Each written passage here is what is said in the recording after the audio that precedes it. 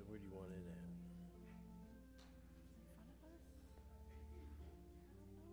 Where are you going to be? Okay. That's where you want it then. Yeah.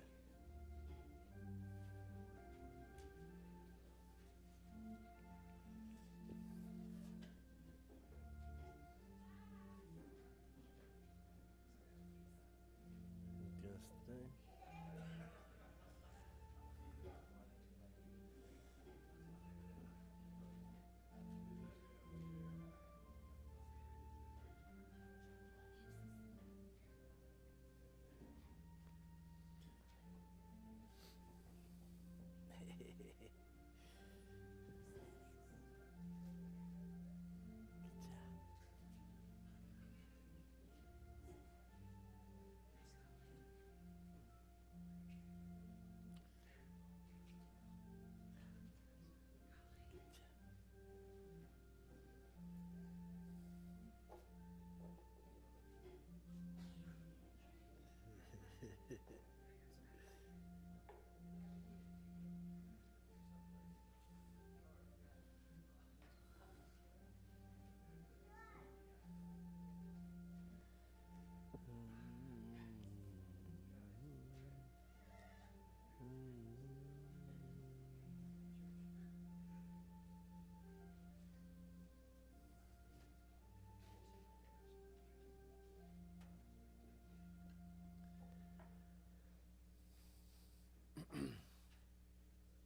Well, good morning. Anybody know what week this is? Anything big going to happen this week? New Year's. That's a week away. Christmas. Do you have your tree? Do you ever hear the expression waiting for Christmas? It's like something just takes forever to get there. There any place that you've ever really wanted to be really bad and you just weren't sure you were going to be able to get there? Well, one time, yeah, you had that happen to you?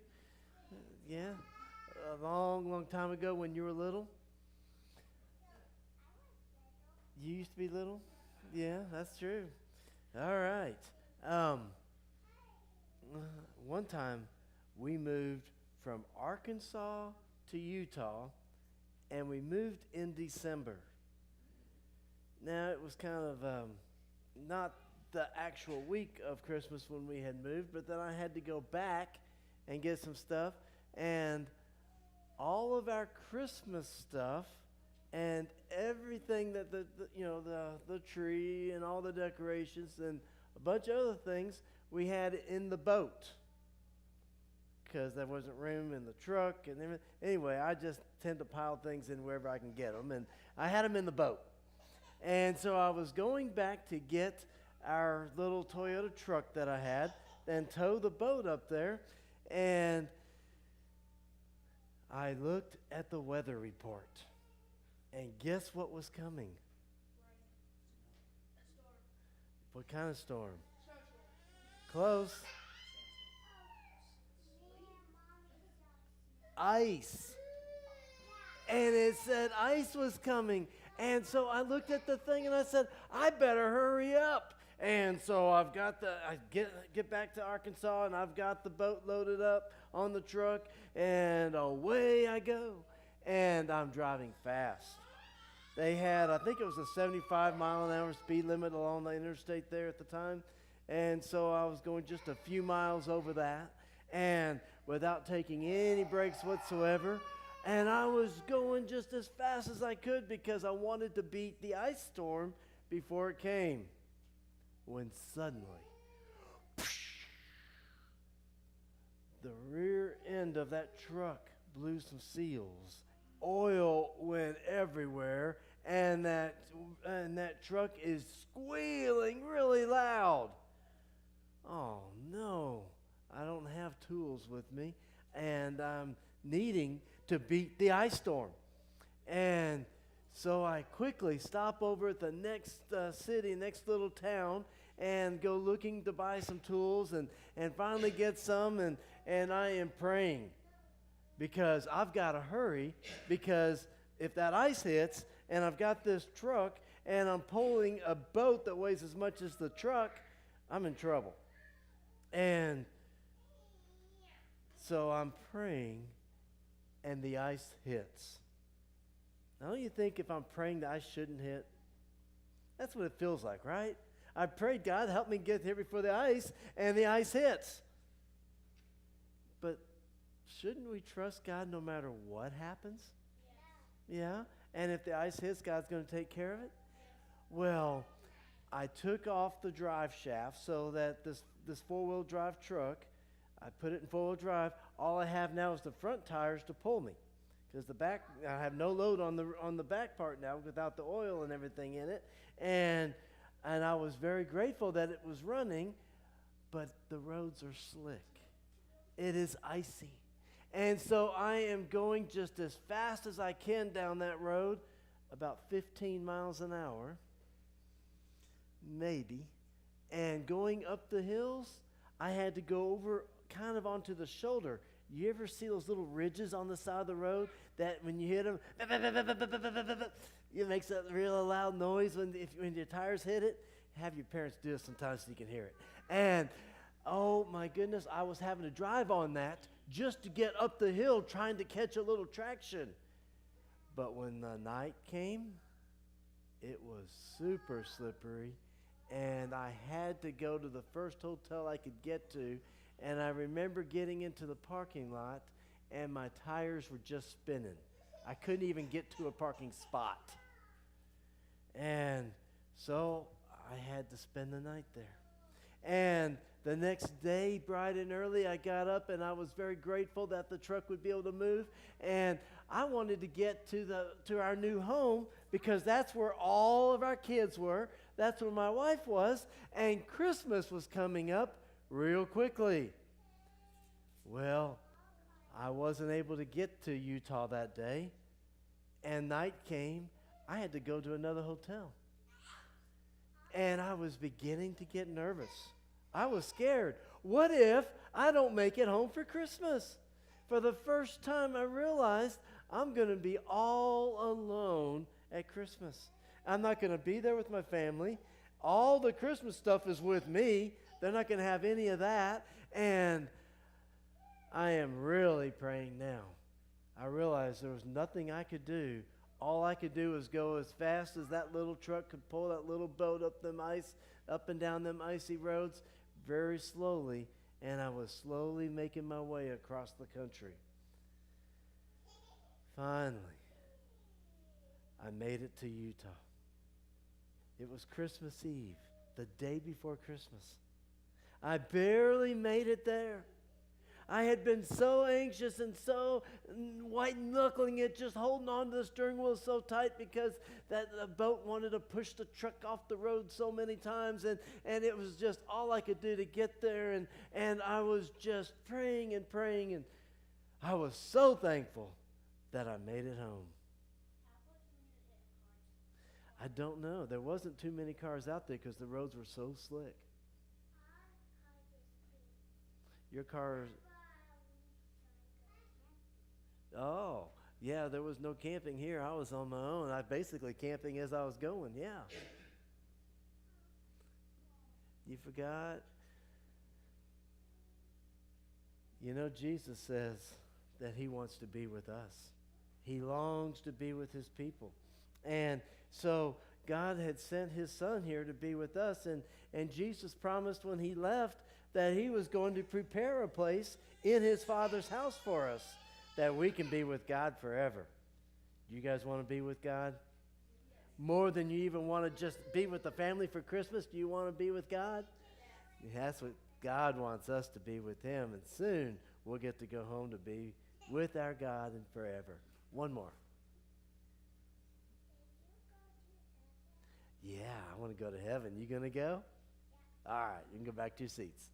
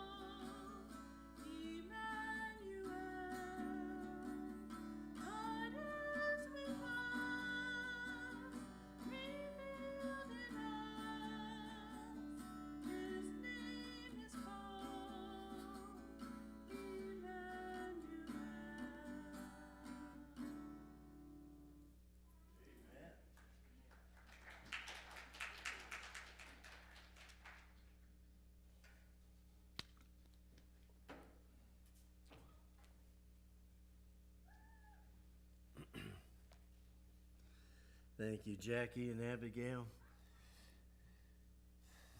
Put those two songs together and made it just sound like it was one. It was good. I love it. What a message. Matthew chapter 1. I invite you to turn in your Bibles with me. First chapter of Matthew as we look at the greatest event that's ever taken place here in this world. Matthew chapter 1. And we're going to start in verse 21. It says, "And she shall bring forth a son. You shall call his name Jesus, for he will save his people from their sins. For all this was done that it might be fulfilled, which was spoken by the Lord through the prophet, saying, Behold, the virgin shall be with child, shall bear a son. They shall call his name Emmanuel," which is translated, God with us. This, of course, was prophesied in Isaiah 7:14. But I want you to catch this. The angel here talking with Mary, letting her know what's coming on, letting her know what to expect, what's about to happen, and talking to Joseph here and telling him about what God has done and the prophecy that everyone had been looking forward to all the way back from when Cain and Abel were born. And Eve had thought that Cain was the promised Messiah. And the hopes that each generation, as they were looking for the coming of Jesus, looking for the coming of the Messiah, they had been longing for that child, their child to be the one who would save the world. Prophecy after prophecy. Time periods were given, locations were given, events and signs of the times. There were so many evidences to let people know that the Messiah was coming. And finally, he says, look, call him Jesus, for he will save his people from their sins. He is coming with a purpose, born to save mankind. But not only was this just a child who was born to save, this was a child who was born king. And this is more than just a king. This is God himself, calling him Emmanuel. This is God with us. He had made it clear throughout the history of this world that he longed to be with his people. It was his desire to dwell among us. And this is why it says that Jesus came and tabernacled among us, dwelt among us, calling him Emmanuel, God with us. Luke 1:31-33 brings out a few other details, recognizing that this is the Son of God. He's of the throne of David. His kingdom will last forever. There's no end to his kingdom. And prophecy after prophecy, account after account is all given that this is God himself with his people coming to bring salvation to his people. No matter what we're dealing with, no matter the stresses and the troubles and the fears and the uncertainties, we are told that this is God with us. This is our hope. This is where everything comes together. It is God with his people. And Jesus was born in Bethlehem of Judea, chapter 2 of Matthew, the days of Herod the king. And behold, wise men from the east came to Jerusalem, saying, Where is he who has been born King of the Jews? For we have seen his star in the east and have come to worship him. This is no small ordeal.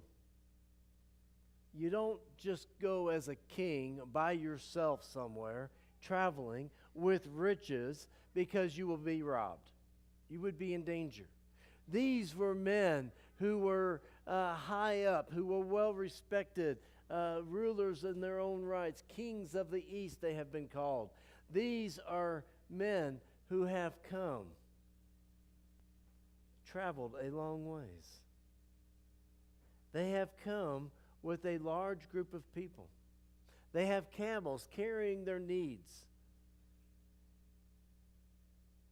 As you read the story further, you realize that it was around 2 years after the birth of Christ, somewhere around there, that these wise men have appeared. It has been a journey. They have been traveling since the very beginning when they saw his star. And as they are traveling, they have to do it at night.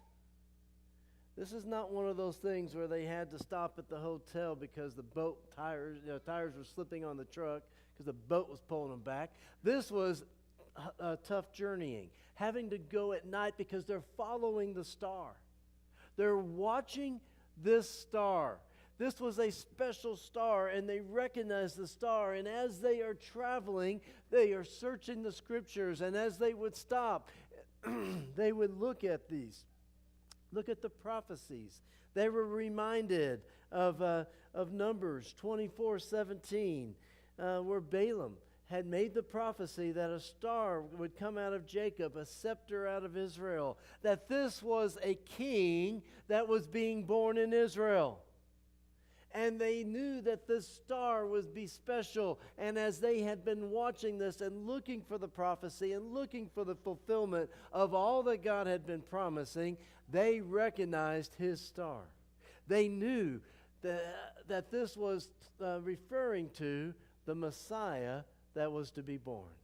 And so they are searching these scriptures, and they come across Micah 5:2, and they find that it should be in Bethlehem, and that this is the King of Israel, and that his reign is from everlasting to everlasting. And in Daniel 7:13, his dominion is an everlasting one. And Jeremiah 23, that this is a king that shall reign of David. And they are looking at prophecy after prophecy. And they are encouraged as they see these prophecies. And then they see his star again at night. And they're traveling through. Now recognize the star was a bright star of angels who had appeared to the shepherds and was singing praises to God. And the whole night sky was lit up. Where were the people in Israel? Could they not see that bright light?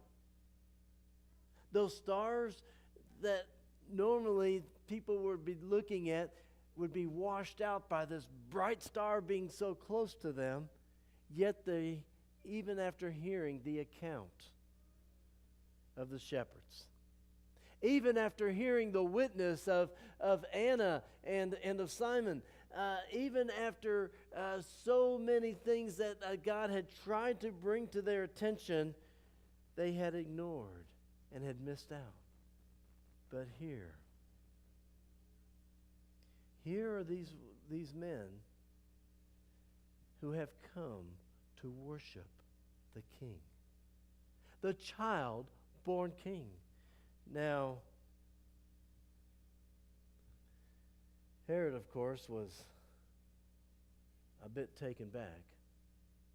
In fact, it says in the next verse here in verse 3 that Herod, when he heard this, was troubled, and all Jerusalem with him. He had killed a lot of people to get to the throne. He wasn't afraid to kill a bunch more to stay at the throne.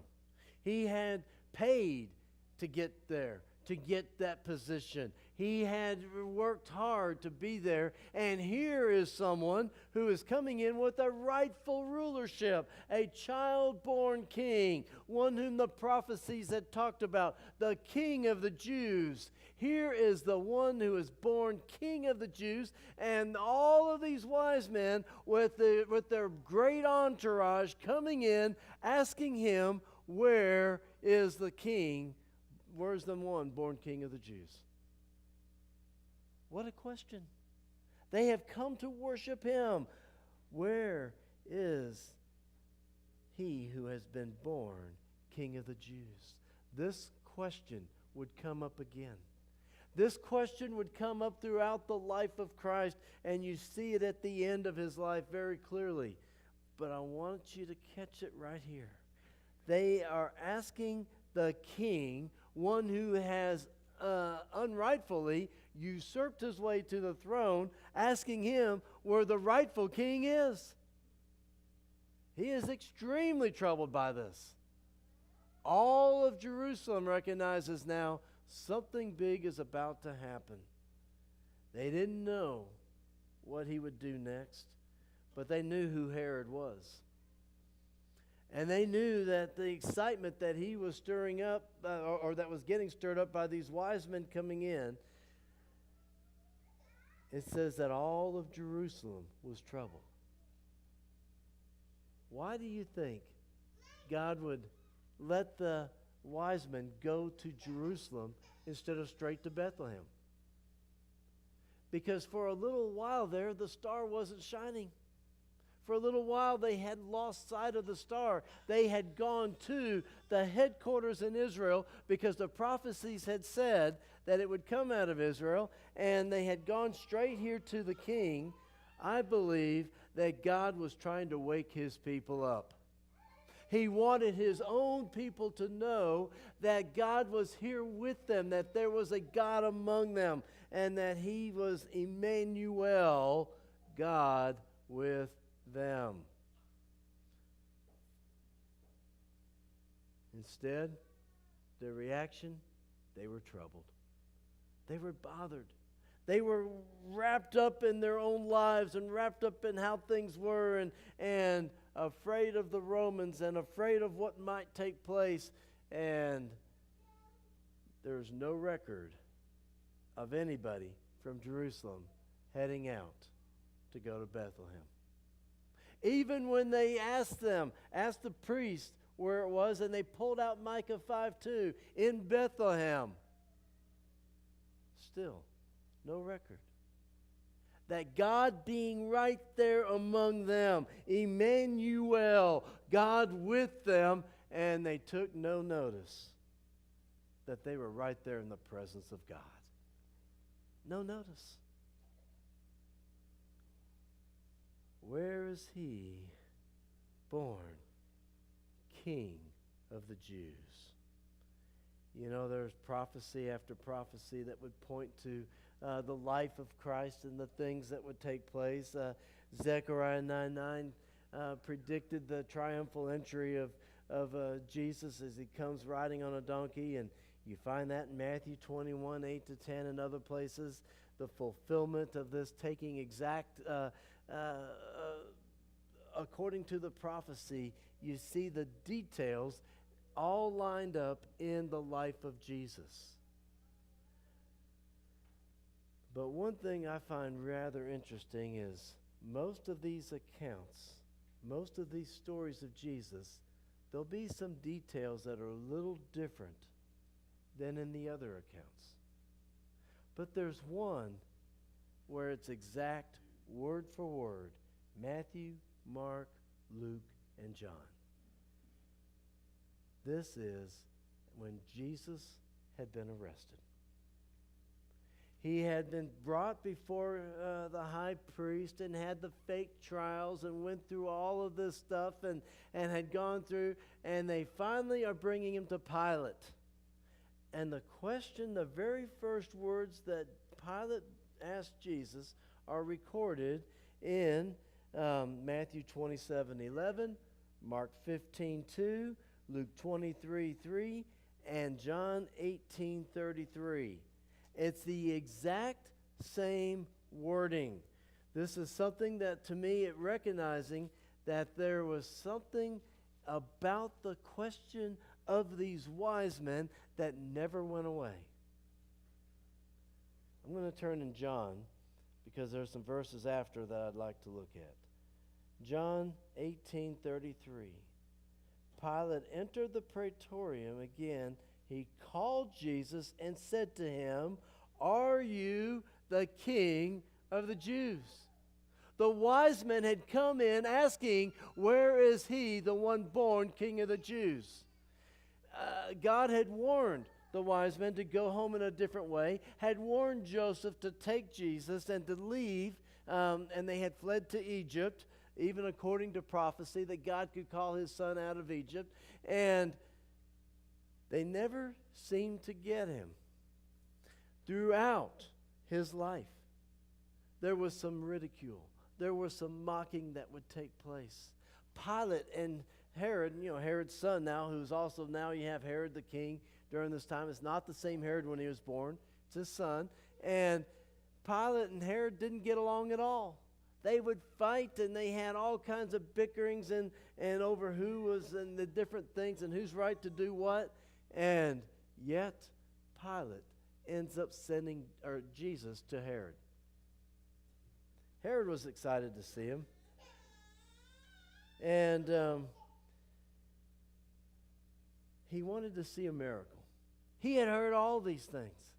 He knew what his father had done. He knew how his father had killed all those babies trying to get rid of the one who was born King of the Jews. Here, all of a sudden, is one who is being accused of having made that claim that this is him, that he is the King of the Jews. He has heard all the miracles. He's touched the lepers and made them whole. He has brought sight to the blind. He has made the lame to be able to walk again. He has caused those who could not hear to be able to hear. He has been doing miracle after miracle, even raising a man from the dead. The stories are going around everywhere, and here is Jesus right before him. He is arrested. He's not able to go anywhere. He's right before him. He now has his opportunity to do with Jesus as he will. And there's something here in this story that just to me is just so incredible, because he wants to see a miracle. He wants to be able to do this, and so he demands a miracle of Jesus. All of the different Jews and the leaders are there accusing him and throwing accusations out and saying all of these things about him, and Jesus is just standing there, not saying a word. He ends up telling him that he wouldn't do a miracle for him, but Herod is angry. He is his father's son. And the anger of his father comes out in Herod, and he treats Jesus with contempt. He begins to mock him. Oh, you're the king. You're the King of the Jews. He puts a royal robe upon Jesus, making fun of him. This is the king. Oh, he's the King of the Jews. No, I'm the king. Let's just laugh at this guy for a little bit. And he's trying to now really ridicule him, to put him down, to make fun of him before all the people. They're laughing and they're sneering and they're jesting and they're poking fun at our Jesus. And they send him back to Pilate. What they don't realize is this is why Jesus had come. This was the purpose that Jesus was born. He was born King of the Jews, not to reign over them, not to make this kingdom as some kingdom here in this world, but rather his purpose was to die for his people, to save them. And so when Pilate asked, "Are you the King of the Jews?" Jesus answered him, John 18:34, "Are you speaking for yourself about this, or did others tell you concerning me?" That's quite a question. Is God in your life? Do you know Jesus personally, or have you heard stories about somebody else? Have you heard miracles that take place in other people's lives, but you haven't really experienced God with you? This is what's going on in Jerusalem. This is what's been taking place for 33 years up to this point. There are people all around he has reached out to, he's cried out to, he's yearning to save them in his kingdom forever, and yet they're just letting other people's stories. And they're talking about what happened with other people. And they're refusing to spend time to get to know him. And Jesus is asking him point blank, is this something that you want to know, or something that others are talking about? And Pilate replies back, am I a Jew? Your own nation, the chief priests have delivered you to me. What have you done? And notice Jesus' answer. My kingdom is not of this world. If my kingdom were of this world, my servants would fight so that I should not be delivered to the Jews. But now my kingdom is not from here. And Pilate said to him, are you a king then? Jesus answered, you say rightly, I'm a king. For this cause I was born, and for this cause I have come into the world, that I should bear witness to the truth. Jesus is making it clear. He is the king. He is King of kings and Lord of lords, it tells us in Revelation 19. And while Herod makes fun of him, while he puts this robe on him and says, oh, hail to the king, everybody, and they're all laughing and jesting and mocking him, and they don't recognize that on his robe, Revelation 19:16 tells us, is written, and on his thigh, King of kings and Lord of lords. This is God with us. He is God himself among his people. This is the one true king, and they're making fun. They're laughing at him. But when they see him come in the clouds of glory, when they see him coming with all the holy angels with him, when this world is shaking and falling apart and the sky is rolled back like a scroll and Jesus appears, King of kings and Lord of lords, there won't be any laughing. The mocking will be over with. At that point, whatever decision we have made, are we going to worship him as the true King of kings? Are we going to worship him as God with us and spend time with our God who has taken time to be with us? Or are we going to be a part of the group that's praying for the rocks and mountains to fall on them? Because Jesus, they come, born King of the Jews, something that had been circulated about. People had heard about. All of Jerusalem had been astir about this news from the wise men that there was one born King of the Jews, and to the point where even Pilate asked that question, are you the King of the Jews? Are you the one they've been looking for, that has been escaping for all of this time, that they haven't been able to catch? Is this you?